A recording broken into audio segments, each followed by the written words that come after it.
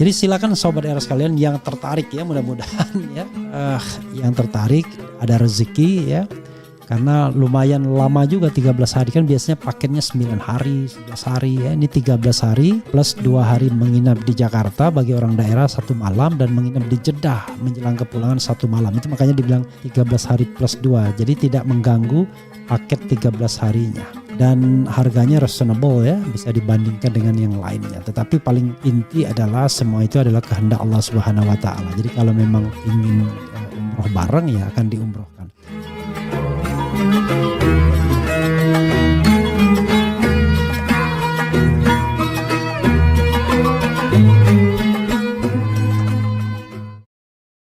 Saya yakin beliau sudah sangat paham tentang bangsa ini dan sudah sangat paham berbagai masalah yang dihadapi bangsa ini, khususnya berbagai persoalan korupsi yang beliau sering sampaikan. Beliau bagaimana mengatasi masalah korupsi yang semakin masif, dan itu berulang-ulang beliau sampaikan. Yang kemudian beliau juga menyampaikan kekayaan Indonesia yang mengalir keluar, itu juga bagian dari komitmen beliau. Nah, saya yakin dengan kekuasaan beliau sebagai presiden, beliau akan melakukan itu. Dan harapan kita, partai-partai pendukung Pak Prabowo ya harus komit juga dengan apa yang dicita-citakan oleh Pak Prabowo, dan itu adalah harapan dari seluruh rakyat Indonesia.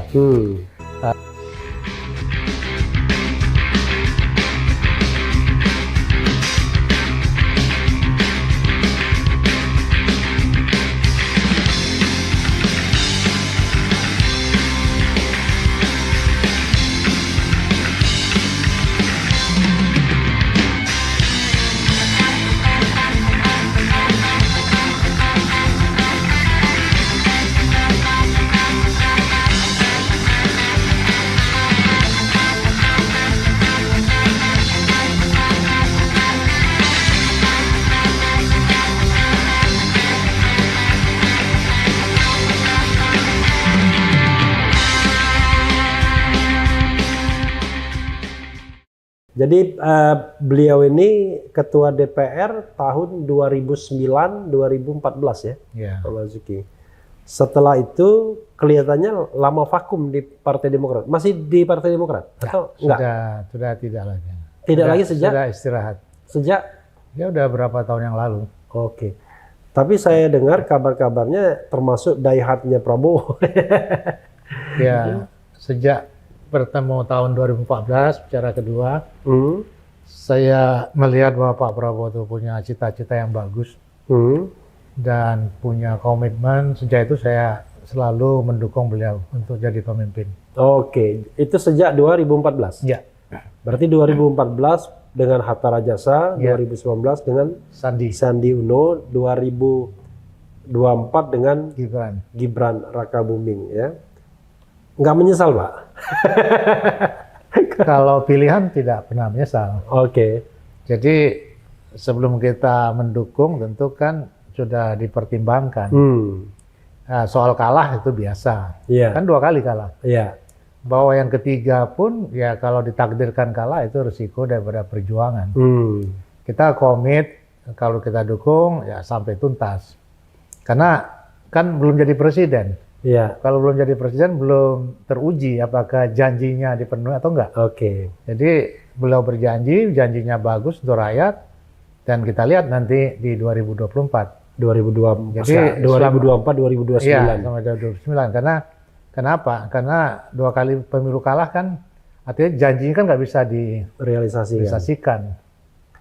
Jadi sobat era sekalian, saya sengaja mengundang atau menginterview Pak Marzuki Ali karena biar objektif juga, karena kan saya mungkin dianggap bagian dari diehardnya Anies Baswedan. Padahal diehard Anies dan diehardnya Prabowo Subianto bisa duduk satu meja karena kita sudah lama kenal. Bahkan sebelum soal-soal yang begini. Sebetulnya demokrasi ya seperti ini. Jadi tidak harus bawa ke dalam hati. Selesai pemilu ya kita kembali seperti biasa. Kenapa harus kita harus tidak berhubungan, kan lucu-lucuan kan, lucu negeri ini. Kadang-kadang orang udah pilkada nggak teguran lagi, kan lucu ini. Ya, kita katanya nganut sistem demokrasi, tapi tidak paham. Tapi ada persoalan serius, Pak ya. Sebenarnya kan ini kan kita bukan soal apakah bertegur sapa atau tidak, tapi kan kita bicara memilih pemimpin yang terbaik kan. Ya. Karena itu ini kan pertaruhannya republik. Ya. Kalau salah memilih pemimpin, ya seperti sekarang ini, ya saya frankly speaking, Pak ya. Saya pikir kita salah pilih pemimpin selama 10 tahun terakhir.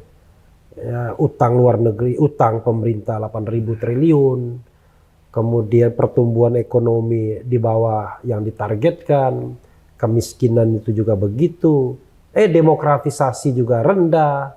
Jadi segala aspek turun, termasuk HDI dan lain sebagainya. Nah, pertanyaannya adalah, kalau dari sisi saya terus terang pesimis dengan pemerintahan yang baru nanti yang terbentuk.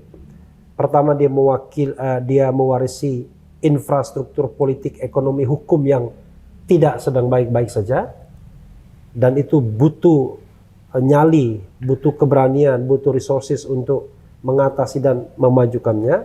Yang kedua, apakah iya Prabowo akan tahan dan sehat dalam mengerjakan hal-hal yang sangat rumit dan complicated.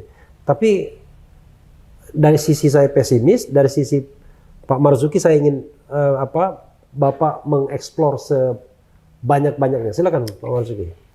Ya, pertama tadi Pak Jokowi ya. Ya. Saya 2 tahun pemilu nggak milih beliau. Jadi nggak ada penyesalan bagi saya. Nggak ada penyesalan. Kalau Pak Adinda Refli kan dulu kan ikut beliau di 4 bulan. 2019 kan? 4 bulan. Artinya di dalam pemilu kan sebagai pendukung daripada Pak Jokowi wajar saja kalau merasa kecewa. Enggak, saya klarifikasi Pak Marzuki. Saya tidak pernah menjadi tim sukses, tidak pernah mendukung sebenarnya. Yang ada adalah saya punya preferensi. Jadi saya tidak pernah masuk tim apapun, hanya omon-omon di media aja. Maksudnya sebagai pengamat saya punya preferensi untuk mendukung Jokowi. Sama seperti kalau sekarang saya masuk tim memang. Ya. Nah itu aja. Silakan Pak. Saya tidak tim, tetapi yang namanya pendukung kan tidak harus di tim. Oke. Kita bisa kerja di luar, tidak harus ketemu. Kita menggalang pemilih supaya memilih. Itulah sebenarnya tim yang sebenarnya. Artinya kita kerja tanpa ada rasa untuk mendapatkan sesuatu. Iya. Karena kita yakin bahwa yang orang kita dukung ini adalah orang yang bisa membawa Indonesia lebih baik. Oke. Jadi tidak perlu masuk tim pun kita harusnya bisa melakukan sesuatu agar orang yang kita dukung itu bisa mendapatkan amanah paling tidak. Nah, terkait Pak Prabowo, pertama saya yakin beliau akan komit dengan apa yang dia sampaikan. Itu dulu. Bahwa beliau berjanji dan beliau sering mengucapkan janji-janjinya. Dan saya yakin beliau akan komit dengan janji-janjinya. Yang pertama. Yang kedua, saya yakin beliau sudah sangat paham tentang bangsa ini dan sudah sangat paham berbagai masalah yang dihadapi bangsa ini, khususnya berbagai persoalan korupsi yang beliau sering sampaikan, beliau bagaimana mengatasi masalah korupsi yang semakin masif, dan itu berulang-ulang beliau sampaikan. Yang kemudian beliau juga menyampaikan kekayaan Indonesia yang mengalir keluar. Itu juga bagian dari komitmen beliau. Nah, saya yakin dengan kekuasaan beliau sebagai presiden, beliau akan melakukan itu. Dan harapan kita, partai-partai pendukung Pak Prabowo harus komit juga dengan apa yang dicita-citakan oleh Pak Prabowo, dan itu adalah harapan dari seluruh rakyat Indonesia. Kita harapkan partai-partai politik tidak mementingkan kepentingan partai, tetapi tatkala mereka bergabung mendukung Pak Prabowo, artinya mendukung program-program Pak Prabowo. Kalau mendukung program-program Pak Prabowo, artinya mereka akan mendukung apapun yang akan dikerjakan, akan dilakukan oleh Pak Prabowo dalam masa pemerintahannya. Itu harapannya. Walaupun harapan ini sebenarnya harapan yang kadang-kala kita katakan sesuatu yang agak pesimis ya, karena kita tahu kondisi kalau pesimis partai. saya Kondisi partai kita, kondisi partai, okay. Bukannya masalahnya Pak Prabowo, tapi kondisi partai kita ini yang sampai sekarang yang memang harus dilakukan reformasi. Nah, itu yang pertama. Yang kedua, ya nanti ini harusnya pemilu kada ini sudah harusnya dilakukan juga langkah-langkah supaya pemilu kada itu tidak mahal. Kalau pemilu kada mahal, maka mau nggak mau, suka nggak suka, pasti mereka akan terjerat dalam kasus-kasus korupsi. Pasti akan berusaha untuk mengembalikan dana yang mereka telah keluarkan.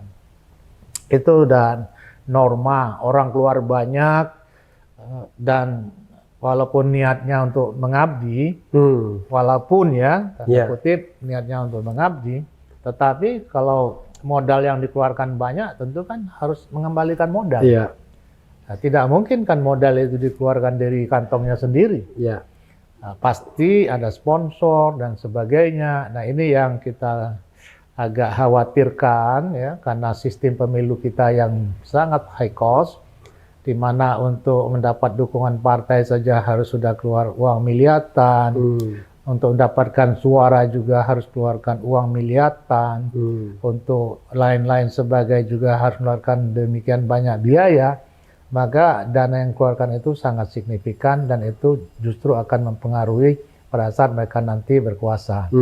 Ini realita yang kita hadapi. Makanya kondisi ini kan akan dihadapi oleh Pak Prabowo pada saat nanti memimpin. Bagaimana beliau untuk mengawasi pemerintah daerah agar dana yang dialokasikan itu betul-betul digunakan untuk rakyat.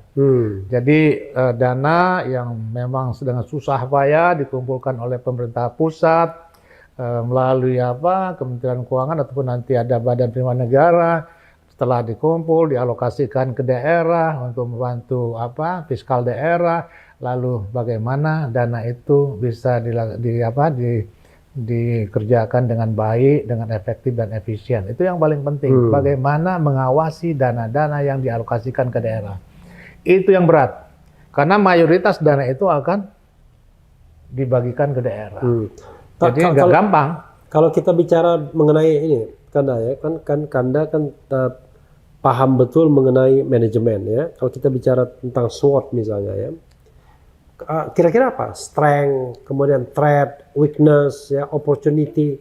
Dari 4 segi ini mungkin karena Marzuki bisa memberikan elaborasi di 4 aspek ini terhadap pemerintahan Prabowo, baik Prabowo-nya sendiri maupun mungkin lini pemerintahan yang akan dibangun. Silakan. Ya, jadi yang jelas kalau kita bicara strength dan weakness itu kan dari internal, internal pemerintahan yang akan datang, ya kan. Kalau bicara opportunity dan ancam itu kan dari sisi eksternal pemerintah, bisa saja masalah luar negeri, asing dan sebagainya. Nah, yang jelas kita lihat dulu masalah internalnya dulu. Nah, kalau masalah internal, saya jelaskan tadi bagaimana komitmennya, ya kan. Bagaimana karakter kepemimpinan Pak Prabowo itu menurut saya merupakan satu kekuatan yang bisa membawa negara ini menjadi lebih baik. Strength-nya di situ. Ya, beliau sangat berpengalaman di dalam memimpin. Pemimpinan di tentara, sistem komando, dan kepemimpinan di partai politik. Tidak mudah memimpin partai politik dalam waktu yang cukup panjang. Beliau dirikan cukup panjang kan, mulai tahun 2000. Pertama kali pasangan dengan Bu Mega kan sudah mendirikan partai politik pada tahun 2003, 2009 ya. 2004 beliau pertama kali ikut kan. Nah itu beliau ikut di sana, tidak salah ikut 2009 ya. 2009 yang bersama Bu Mega. Bu Mega ya dirikan partai sana. Artinya sudah lebih dari 10 tahun, sudah 15 tahun, hampir satu dasawarta. Beliau memimpin partai dan partai itu selalu menjadi 3 besar. Lalu menjadi ranking di atas, artinya tidak gampang memimpin partai kalau tidak punya keahlian khusus. Artinya beliau punya kemampuan itu strength dari pemerintahan yang akan datang. Nah, berikutnya tentu tergantung kepada pilihan. pilihan-pilihan bagaimana beliau membangun kabinet agar kabinet ini betul-betul kabinet yang solid ya. Solid mendukung beliau untuk menyelesaikan tanggung jawab dia sebagai presiden. Agar ini tidak menjadi kelemahan. Kalau salah memilih pembantu ini menjadi weakness. Kalau beliau mampu memilih pembantunya, nah itu menjadi strength bagi pemerintahan yang akan datang. Nah yang ketiga, bagaimana beliau membangun soliditas dukungan DPR. Tanpa dukungan DPR agak berat karena sistem kita ini antara parlementer dan presidensial. Kita tahu walaupun presidensial kita, tapi peran DPR juga cukup kuat. Tanpa persetujuan DPR maka program-program kita bisa dihambat. Jadi bagaimana suara mayoritas terbatas lah. Artinya tidak mayoritas mutlak ya, bagaimana yang sering dibentuk oleh kabinet-kabinet sebelumnya sampai 70% pemerintahan itu menguasai DPR, maka itu tidak sehat juga bagi pemerintahan. Kalau saya berpikir cukup di batas 55-60% itu cukup untuk bahwa pemerintahan itu menjadi efektif. Kalau kita lihat konstelasi sekarang, pendukung Prabowo itu masih kurang dari 50%. Betul. Jadi harus ambil satu partai. Paling tidak ada tambahan satu partai untuk menambah komposisi kekuatan di DPR. Sehingga semua programnya bisa didukung oleh kekuatan di parlemen. Di antara PKB, Nasdem, PDIP dan PKS, Kanda bagi saya juga? Semua partai sama sih. Tidak ada masalah mau PKS, mau PKB, mau Nasdem. Yang penting partai itu paham dengan apa yang dicita-citakan oleh Pak Prabowo. Itu saja. Bagi saya yang penting partai itu sejalan, mendukung ya apa yang menjadi agenda Pak Prabowo selama 10 tahun ke depan atau 5 tahun ke depan lah. Itu yang paling penting. Nah, jadi artinya strength atau weakness-nya itu tergantung pilihan di dalam kepemimpinan anggota kabinet yang akan datang. Tergantung kepiawaian Pak Prabowo memilih pembantunya. Kalau salah pilih ya ini weakness. Ya. Nah, itu yang paling. Tapi pertanyaannya begini, Kanda, apakah Prabowo akan independen dalam memilih pembantunya? Apakah nanti dia tidak terjebak pada misalnya balas jasa dan lain sebagainya? Ya namanya partai politik saling mendukung, pasti ada tukar tambah di sana. Tetapi tentu tidak menerima calon itu si A itu akan diterima jadi calon menteri kan, pasti beberapa calon yang diajukan kan. Beberapa waktu yang lalu juga seperti pemerintahan Pak SBY dan sebagainya, pasti beberapa calon yang diajukan. Nanti berapa calon itu kalau ada yang memenuhi syarat ya kan masuk. Tapi kalau dari calon itu yang tidak memenuhi syarat ya kembalikan, minta lagi yang baru. Saya kira itu wajar kalau ada akomodasi kepada partai-partai pendukung, tetapi diharapkan yang dari partai pendukung itu adalah orang yang memang tepat untuk menduduki jabatan sebagai pembantu presiden. Ya, artinya yakin beliau masih bisa mengendalikan itu. Nah, yang jadi masalah memang bagaimana mengatur fiskal. Ini masalah internal pemerintah. Ini fiskal ini yang berat. Kenapa? Ini apa nih? Bagian apa? Ini weakness loh. Karena ini kan di bagian pemerintahan. Kondisi yang dihadapi pemerintah kan weakness-nya itu sekarang kan fiskal itu udah sempit. Nah, programnya banyak. Nah, untuk contoh saja, masalah pendidikan. Masalah pendidikan itu mayoritas dana itu dialokasikan ke daerah. Ya, di samping itu banyak juga dana itu dialokasikan kepada lembaga-lembaga pendidikan yang dijalankan oleh pemerintah. Dinas-dinas itu punya perguruan tinggi sendiri-sendiri. Dan ini menyerap kosnya yang sangat luar biasa. Nah, Pak Prabowo kita harapkan mampu untuk menata ulang pengalokasian dana pendidikan dan bila perlu membuat kebijakan untuk menghentikan dinas-dinas pemerintahan yang membentuk sekolah-sekolah kedinasan. Itu yang harus dikurangi. Kenapa? Sekolah kedinasan itu harusnya dibatasi seperti Akpol, Akmil, itu wajib. Nggak ada pendidikan umum yang bisa melaksanakan. Tetapi kalau misalnya untuk perhubungan, untuk keuangan, untuk pertanian, untuk semuanya ada sekolahnya di luar. Oke, pelayaran gitu. Pelayaran, kenapa harus dinas-dinas membentuk sekolah? Dan anggaran pendidikan yang dikeluarkan oleh dinas ini berlipat-lipat dari dana pendidikan untuk perguruan tinggi negeri. Misalnya per mahasiswa di PTN itu misalnya 20 juta per tahun, kalau di dinas bisa 60 juta sampai 100 juta per tahun. Nah, itu nggak sehat. Maka itu yang banyak terserap kepada dinas-dinas yang sebetulnya itu harusnya ditata ulang. Dinas boleh melakukan pelatihan, ya, ada 6 balai pelatihan pendidikan itu kan, tetapi hanya untuk meningkatkan kompetensi, meningkatkan keahlian dengan diberikan sertifikasi keahlian, bukan diberikan gelar di sana. Jadi dinas itu belum memberikan gelar. Cukup lembaga-lembaga pendidikan resmi yang ada, yang di bawah naungan Kementerian Pendidikan, Kementerian Agama ya, sekarang masih terbelah dua, ini saja yang berhak untuk memberikan gelar. Jadi tidak usahlah dinas-dinas yang punya sekolah-sekolah untuk memberikan gelar-gelar akademik ya, yang seharusnya itu bukan bagian daripada dia. Jadi dinas fokus saja dengan pekerjaannya. Kalau untuk meningkatkan kompetensi silahkan. Itu biasa. Saya dulu Kementerian Keuangan diberikan kompetensi tentang pengawasan keuangan negara, tentang administrasi keuangan negara, itu yang tidak dipunyai oleh lembaga-lembaga pendidikan yang umum. Nah, itu yang harusnya dilaksanakan oleh dinas-dinas kementerian. Nah, itu harus ditata ulang. Nah, banyak hal-hal lain yang sebetulnya bisa dilakukan penataan kembali untuk mengalokasikan anggarannya sehingga dana itu menjadi lebih efektif. Efektif, ya. Artinya mencapai sasaran dan efisien. Berdaya guna, jangan berlebihan.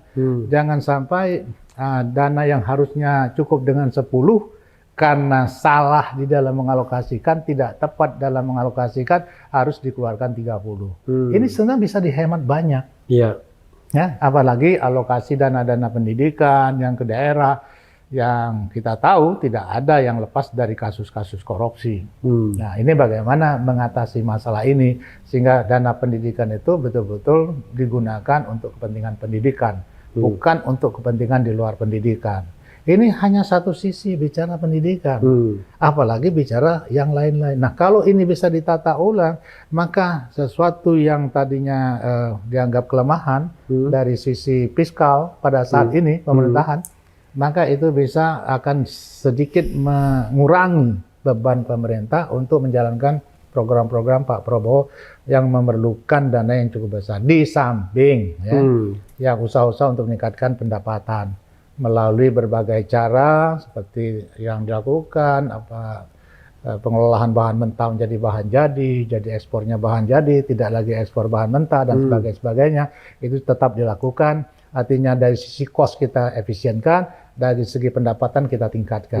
Nah, kalau ini bisa dilakukan, saya kira apapun yang diprogramkan oleh Pak Prabowo itu bisa dijalankan. Ini garis besarnya. Nah, lalu memang tidak gampang karena ancaman. Ancaman ini ya ancaman dari luar, ancaman dari dalam.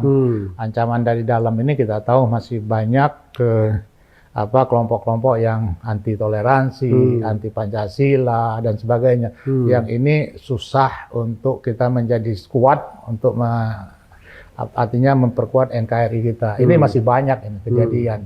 Nah, bagaimana yang sekarang BPIP bekerja untuk mensosialisasikan Pancasila itu betul-betul dikerjakan secara baik dan secara efektif.